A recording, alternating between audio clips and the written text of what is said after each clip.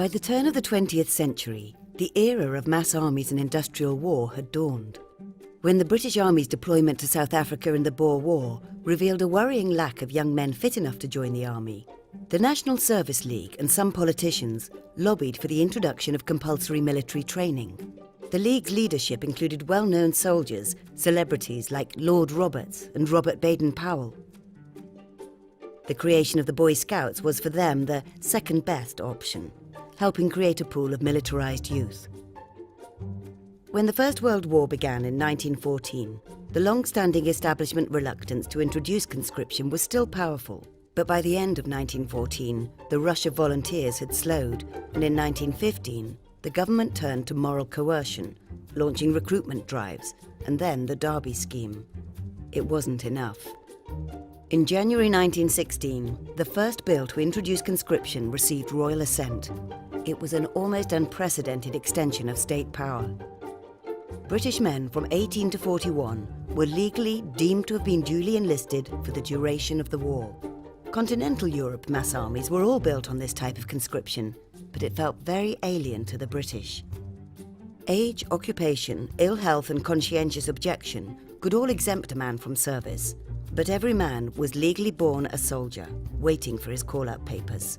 Some marched in protest, and hundreds of thousands of applications and appeals for exemptions were approved or rejected by endless tribunals. In Ireland, the prospect of conscription led to the real threat of armed rebellion. In those countries of the empire that gave their electorates a choice, some voted for, some against.